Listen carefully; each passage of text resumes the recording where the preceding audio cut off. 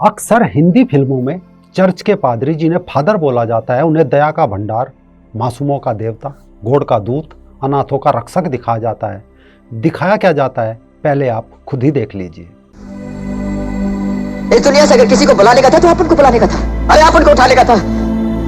अपन को इस दुनिया में कोई जरूरत नहीं, कोई जरूरत नहीं, पर इसका जरूरत है, इसका जरूरत है। दुनिया में लाखों लोग ऐसा मासूम छोटा एंथनी को चर्च के बाहर मरने के लिए छोड़कर चला जाता है। ऐसा चिट्ठी साथ में डालता है और चला जाता है। कौन पालता है उसको? कौन पालता है? ये पालता है।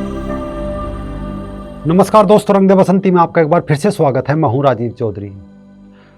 हाल ही में जब दुनिया भर का ईसाई समुदाय क्रिसमस की बधाई लेने देने में व्यस्त था, इसी बीच 28 साल पुराने एक मामले में केरल की राजधानी तिरुवनंतपुरम स्थित सीबीआई की विशेष अदालत के फैसले ने एक बार फिर चर्च की पोल खोलकर रख दी है।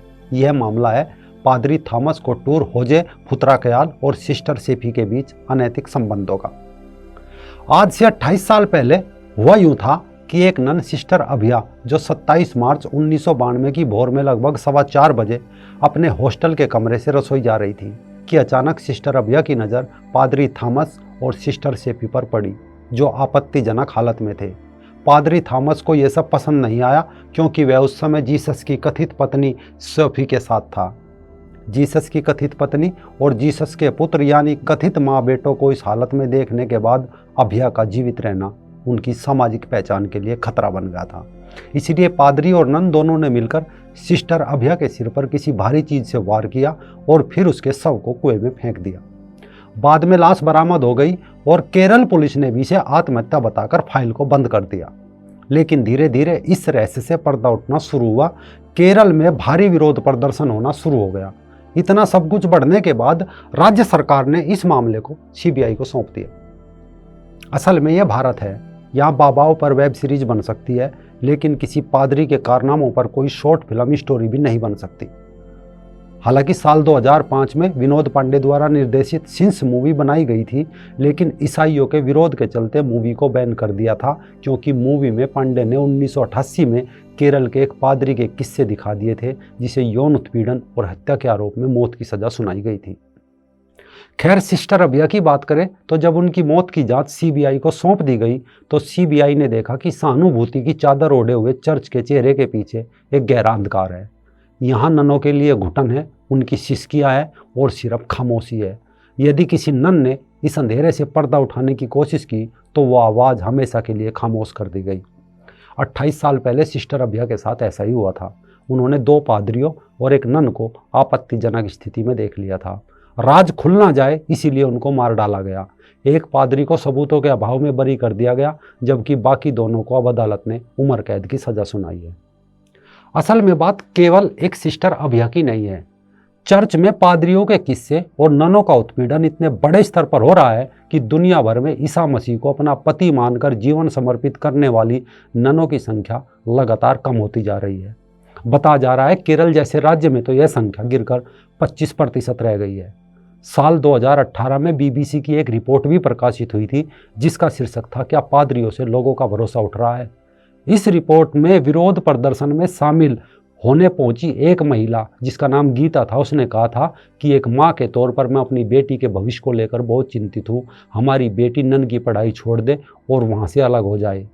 केरल में आए दिन हो रहे ननों के बेहिसाब शोषण का परिणाम यह है कि चर्च अब अपने पांव पूर्वोत्तर भारत में पसार रहा है। इसके अलावा अन्य राज्यों छत्तीसगढ़, झारखंड, हिमाचल, ओडिशा जैसे राज्यों के गरीब परिवारों की लड़कियों को छल बल और प्रलोभन के बूते चर्च में ला रहा है, उन्हें नन बनाया जा रहा है।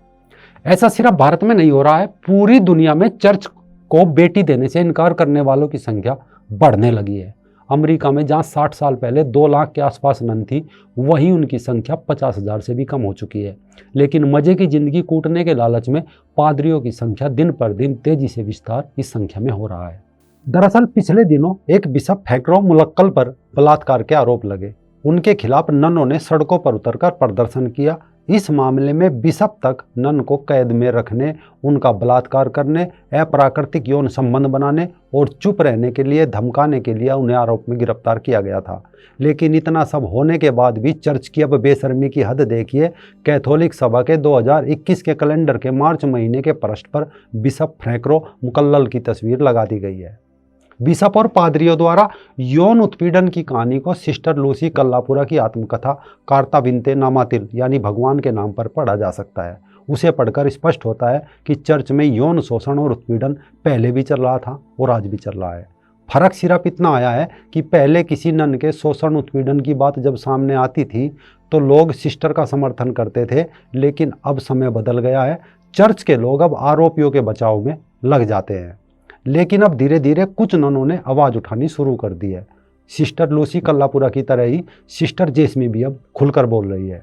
उनकी किताब आमीन एक नन की आत्मकथा बहुचर्चित बन चुकी है। इसी तरह सिस्टर मेरी चांडी की किताब ननमा निरंजावरे स्वास्थी मई 2012 में आई थी। उन्हें 2000 में चर्च के बाहर का रास्ता दिखा दिया गया था जब वे 55 साल की थी। मेरी चांडी ने एक पादरी द्वारा बलात्कार की कोशिश का विरोध किया था। बस इस बात पर उन्हें चर्च से बाहर चले जाने का आदेश मिल गया था।